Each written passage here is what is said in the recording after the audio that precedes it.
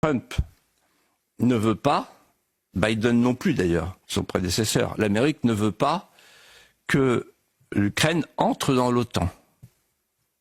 Et donc, Trump dit aux Européens, si vous voulez protéger l'Ukraine, faites-le vous-même, avec vos troupes, avec votre armée. Voilà pour l'Ukraine.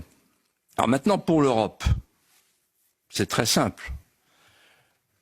La défaite de l'Ukraine est la défaite de l'Europe, c'est clair.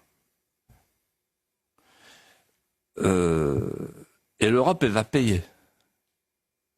Je m'entretenais au téléphone hier avec mon ami Pierre Lelouch, qui est un excellent connaisseur, qui a fait un livre remarquable sur cette question de l'Ukraine. Remarquable. Et qui me disait 700 milliards, ça va nous coûter. L'Europe, on va payer. Vous imaginez l'agriculture, vous imaginez avec quel argent on va payer pour relever les ruines. C'est pas les Américains qui vont payer. Les Américains, ils vont partir. C'est plus leur problème. Et c'est pas les Russes non plus qui vont payer. Alors, moi, je voudrais dire quelque chose que je n'ai jamais dit jusqu'à présent, mais il est temps de le dire puisque je vois que les deux chefs s'accordent entre eux, Poutine, Trump.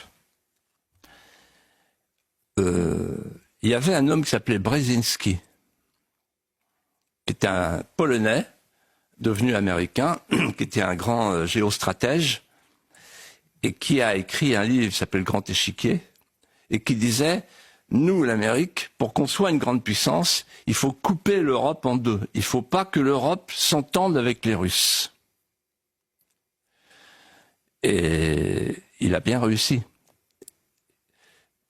Seulement aujourd'hui, Trump dit, moi je veux m'entendre avec les Russes pour affaiblir la Chine. Et donc, la doctrine Brzezinski est aujourd'hui périmée. La diplomatie américaine a changé. Et ensuite, la chose que je voudrais dire, c'est que moi j'ai eu l'occasion de rencontrer les plus hautes personnalités qui connaissent cette histoire et qui m'ont dit ceci. Vous verrez que les historiens diront ce que je vais vous dire maintenant. Les responsabilités sont partagées, mais il ne faut pas oublier quand même ce qui s'est passé. Quand il y a eu la chute du mur de Berlin, la Russie a demandé aux Américains de ne pas étendre l'OTAN au-delà des nouveaux pays de l'Est, la Pologne, etc. Et la Russie a dit, si jamais vous étendez un jour votre volonté de faire entrer dans l'OTAN l'Ukraine, de détacher l'Ukraine de la Russie, de la zone d'influence de la Russie, alors vous aurez la guerre. Et moi, Poutine me l'a dit à moi, et il y a longtemps. Donc, en fait, il y a eu une erreur d'appréciation très grave des anglo-saxons. Et nous, qu'est-ce qu'on a fait? Comme d'habitude, on a suivi les anglo-saxons. On s'est lancé à corps perdu dans cette guerre qui n'est pas la nôtre, cette guerre entre deux peuples slaves, en ignorant d'ailleurs au passage qu'ils ont une histoire commune.